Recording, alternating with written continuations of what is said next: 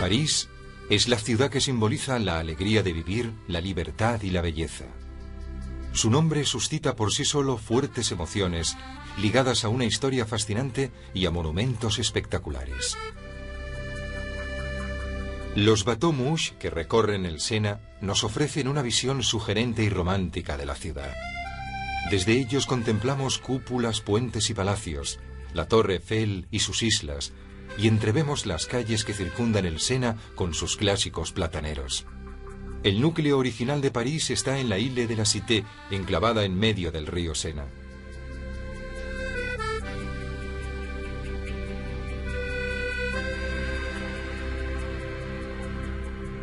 Fue en esta isla donde en los siglos XII y XIII se construyó Notre Dame y el viejo Palacio Real.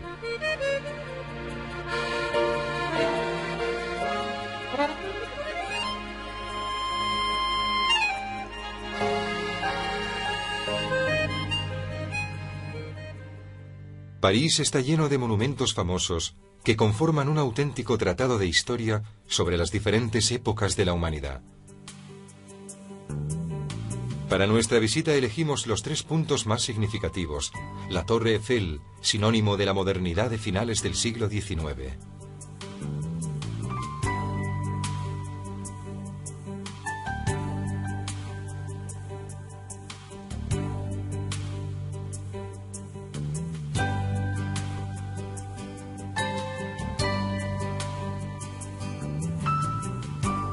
El Arco del Triunfo, testimonio de la grandeza napoleónica.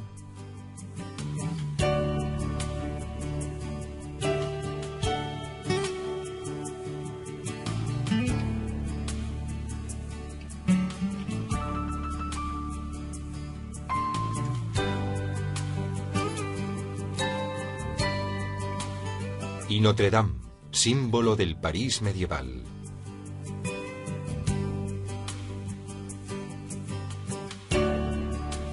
Es precisamente en Notre Dame donde iniciamos nuestra visita a la ciudad. Esta iglesia es la catedral gótica más famosa del mundo. A pesar de sus dimensiones excepcionales, emana una sensación de gran ligereza gracias a su atrevida estructura y a sus amplias vidrieras.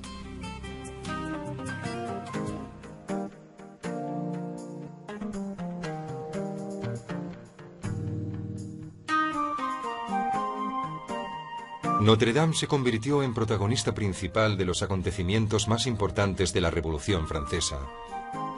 Durante la época del terror, una artista de la ópera, cubierta de velos, fue elevada a su trono como diosa de la razón.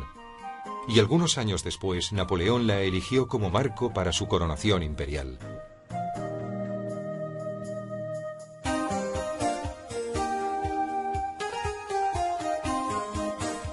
En la Île de la Cité también se encuentra la Sainte-Chapelle, la antigua capilla real, construida al mismo tiempo que Notre Dame. Esta iglesia está formada por 2 capillas superpuestas. La superior resplandece entre luces policromadas que se filtran entre sus hermosísimas vidrieras.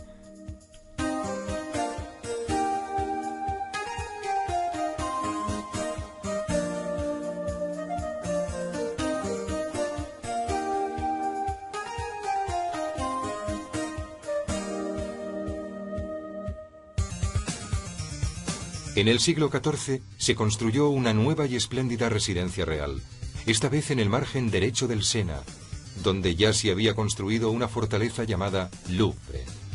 La parte más antigua, que termina con una monumental columnata, se asoma a la Cour Carrée. Este es el lugar en el que se desarrollan las aventuras de nobles, cardenales y reinas narradas por Alejandro Dumas en Los 3 Mosqueteros.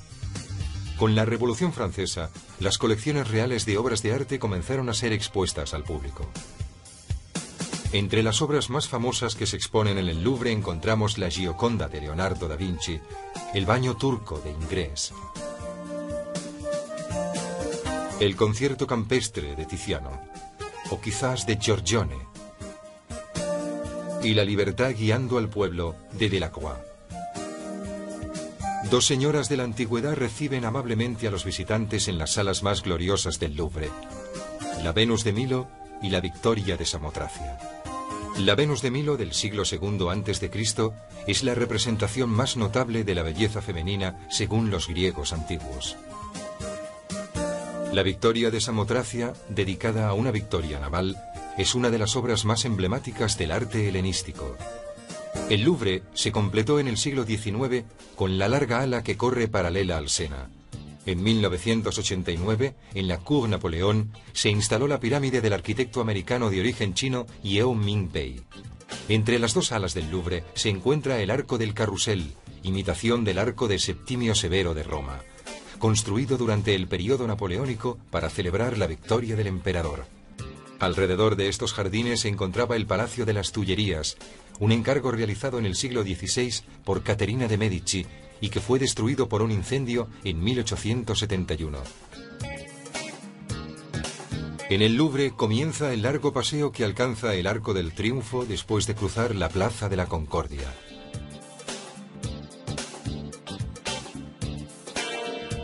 La Plaza de la Concordia, proyectada en el siglo XVIII por Luis XV, ocupa un área de 360 por 210 metros.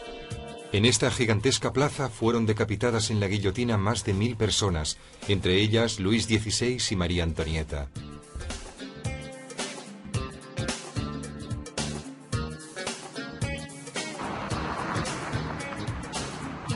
Hoy en día, la majestuosidad de la Plaza de la Concordia apenas se ve interrumpida por el tráfico, y el amplio espacio que ocupa conforma un perfecto escenario urbano.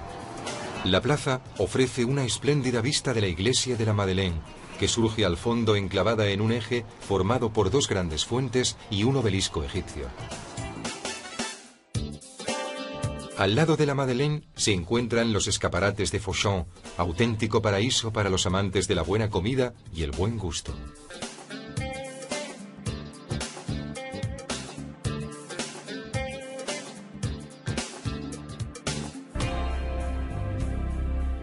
Al otro lado de la Plaza de la Concordia se puede ver cruzando el puente en dirección a la Asamblea Nacional la Cámara de los Diputados.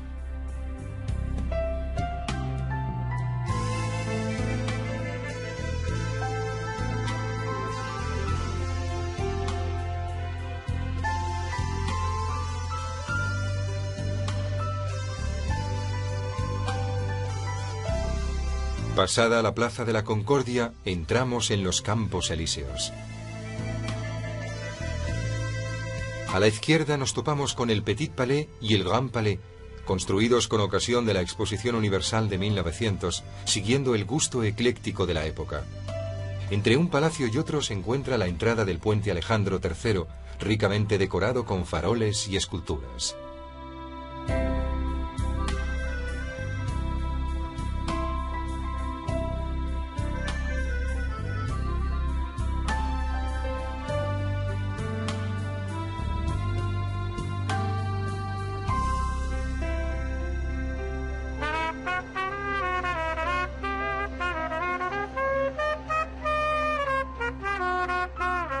En el Rond-Point de los Campos Elíseos comienza la Avenida Montaigne, donde se encuentran las boutiques de los modistos franceses e internacionales más prestigiosos del mundo.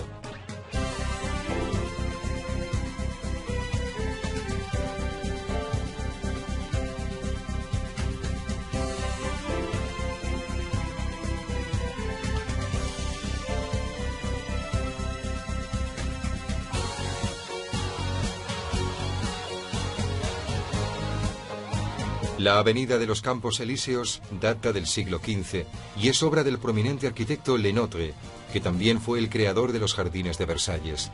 Su aspecto actual se remonta al siglo XIX. Esta gran avenida de unos 2 kilómetros de longitud es un paseo habitual para los habitantes de París y los visitantes a la ciudad, y en ella se encuentran un gran número de cines, teatros, restaurantes, locales nocturnos y hoteles de lujo.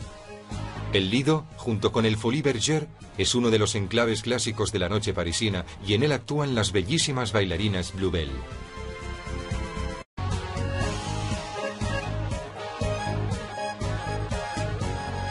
El Arco del Triunfo, situado en el centro de la Plaza de l'Étoile, cierra escenográficamente la Avenida de los Campos Elíseos.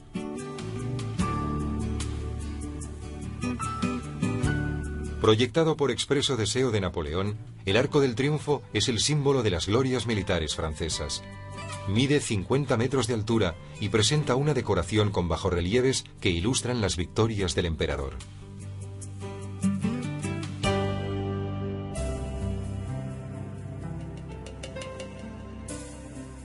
Tanto en el estilo como en su propósito conmemorativo, recuerda a los grandes arcos imperiales romanos. Todas las manifestaciones oficiales y las paradas militares tienen como punto de llegada este monumento, símbolo de la grandeur francesa.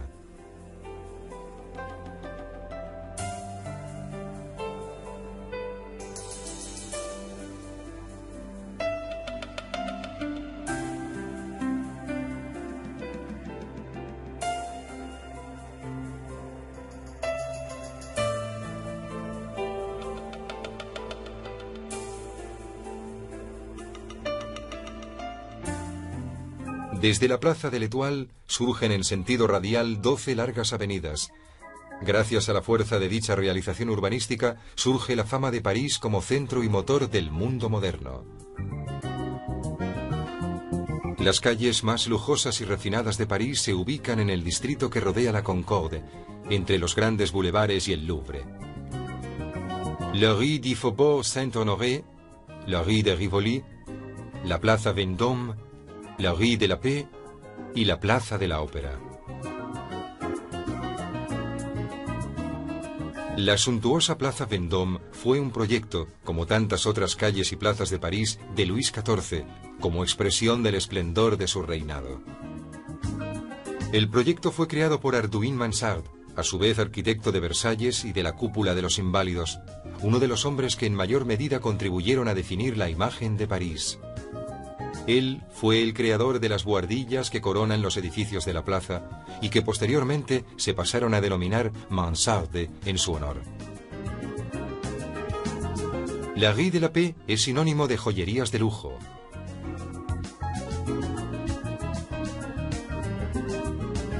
Mientras que la ópera es el mejor símbolo del arte del melodrama.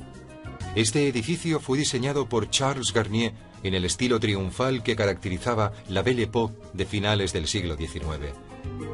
Hoy día, tras la inauguración de la nueva ópera de la Bastilla, el edificio acoge sobre todo conciertos y espectáculos de ballet clásico.